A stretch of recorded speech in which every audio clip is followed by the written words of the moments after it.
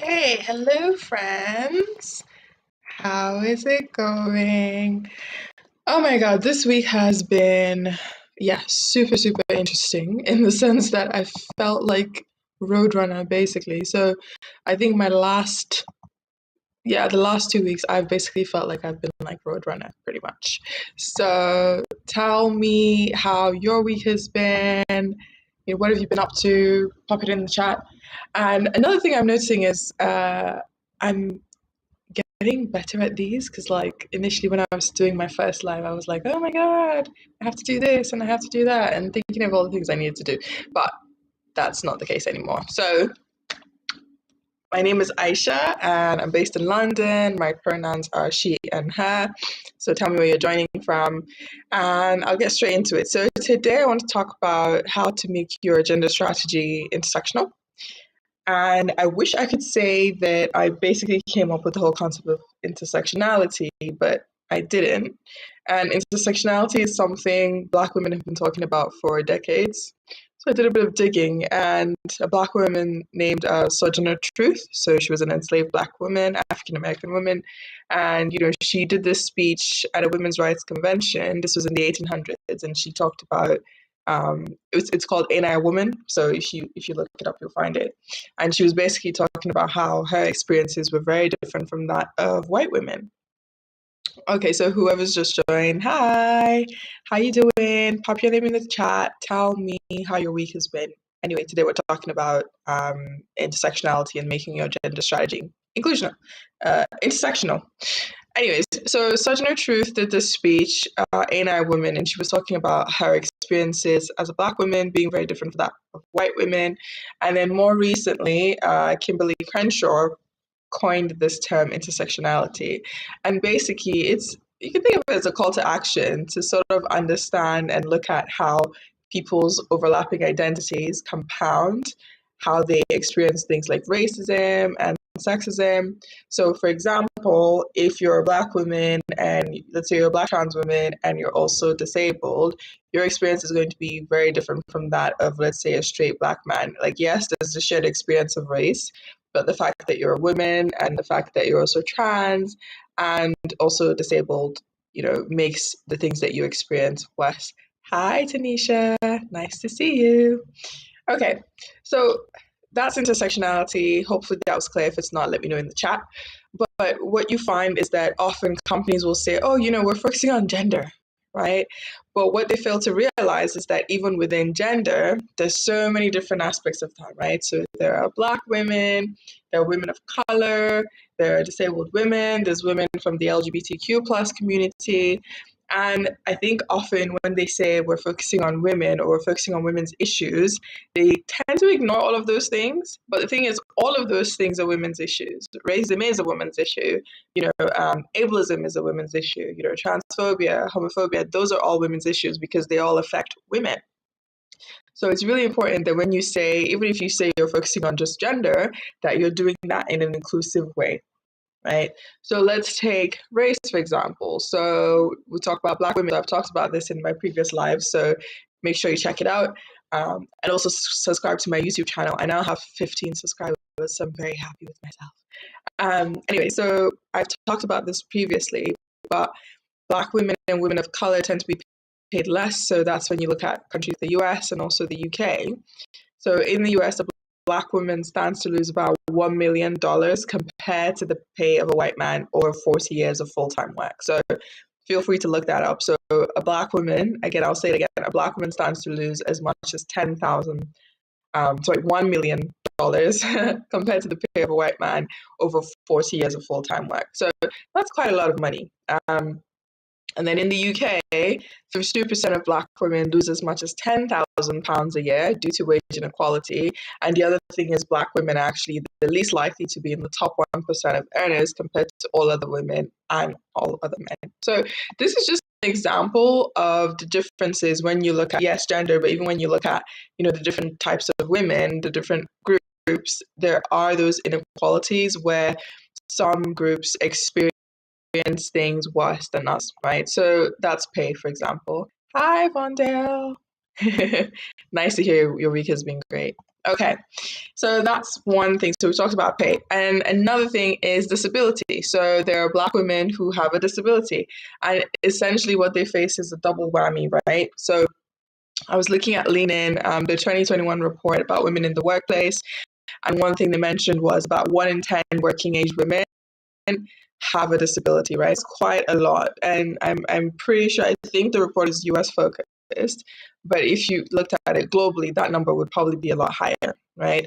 But then in the same report, they talked about how about only 25% of employees said that their company was focusing on disability in their DEI strategy, which doesn't make any sense because when you think about, when you have a strategy that focuses on what people with disabilities need, that's just automatically going to uplift everyone, right? So one example of this is, for decades, people with disabilities asked to be able to work from home. And companies kept saying, no, we can't allow that. We need you to be in the office and so forth. But then the pandemic forced companies to realize that, oh, actually, we have to let people work from home because we don't have an option. And oh, look, magically, people are able to do their jobs from home. Well, some jobs, not all jobs. People are able to do some jobs from home and they don't actually need to come into the office, right? So the pandemic forced that. But what if we had just listened to people with disabilities all those decades ago, right? So what if into them, provided that accommodation and, everyone was able to work from home, then, when the pandemic hit, then it would have been a lot easier to sort of pivot into that way of working. So that's just one example of how a solution that benefits one community can just really benefit everyone. So, if you're a Black woman and you're also disabled, so going back to the point I made about the pay gap, if you're a Black woman and you're also disabled, then your pay gap is probably going to be higher. Another thing is, women with disabilities talk about in the workplace being interrupted a lot more, things like having their judgment questioned or even being called lazy. So I remember looking at this article and I think, was it Vox that had compiled an article? It was probably Vox. But they compiled this article where they were asking people with disabilities the things that have been said to them in the workplace.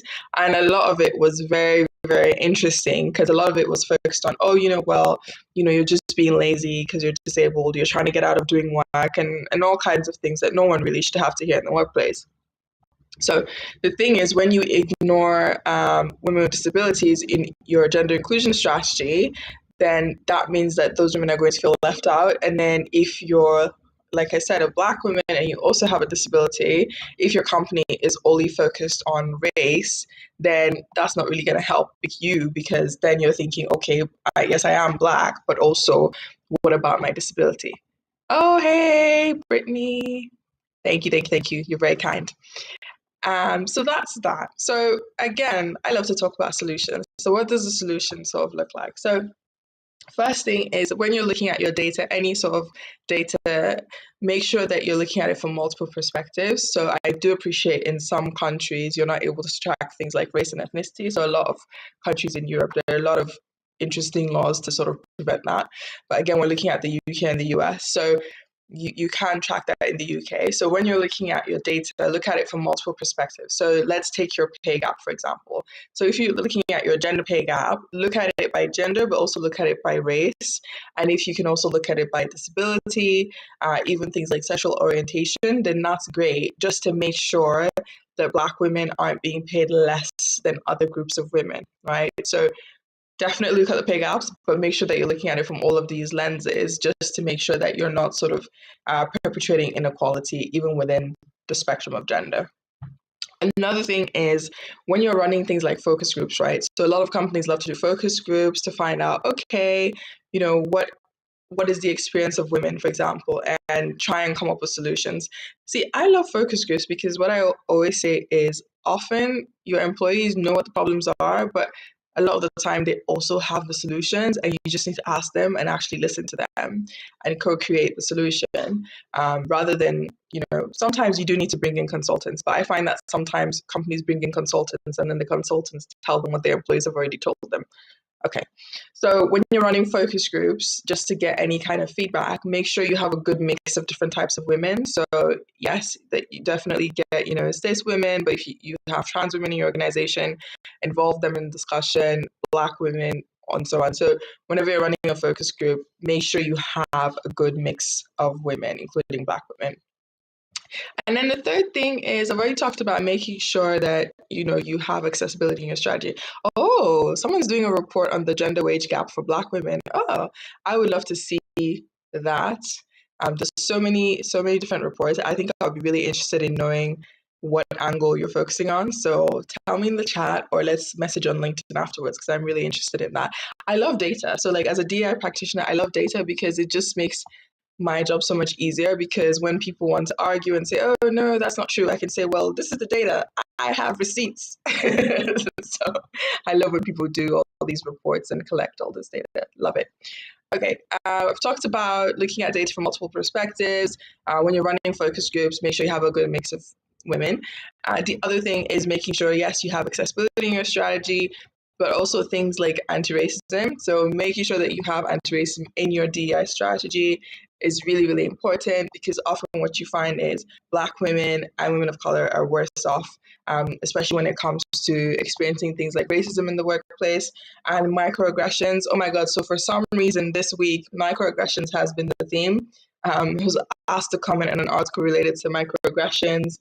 And I've had friends reach out to me to talk about microaggressions they faced in the workplace. So now I'm thinking maybe I need to do a live on microaggressions. So tell me in the chat, what do you think my next topic should be? And yeah, would you like a session on microaggressions? Let me know. But also subscribe to my YouTube channel. I'm going to pop the link in the chat shortly. If you have any questions, pop them in because we've got about 3 more minutes and I want to make sure I answer any questions if you have them. So pop your questions in the chat.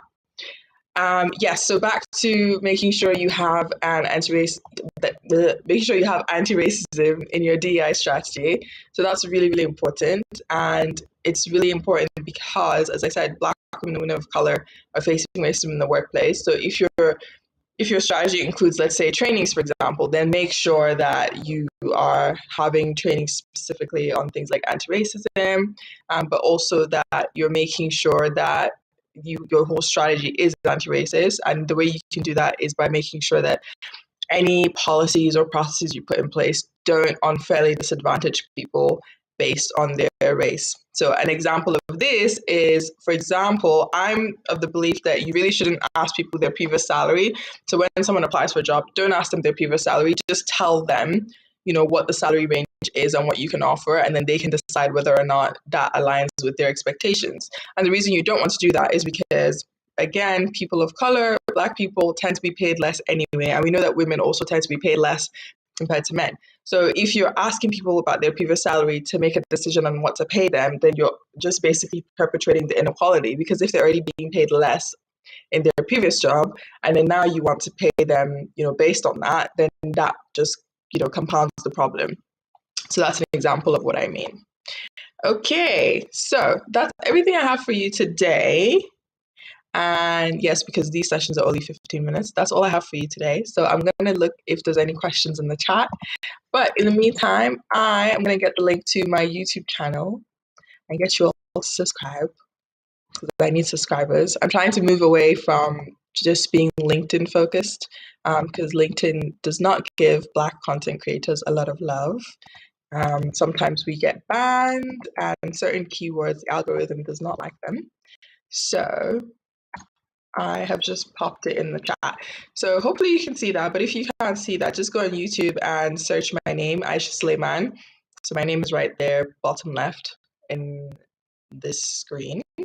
So let me know if you have any questions. You've got about 1 minute left to ask me anything. But if you can't think of anything right now, but you would like to ask me something later on, go to my LinkedIn and DM me. I'm always happy to help. Or you can email me as well. This is my email. Okay.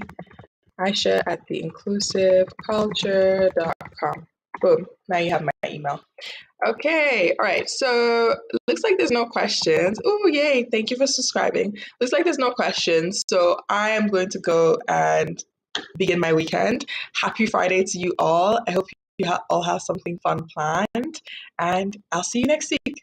Bye.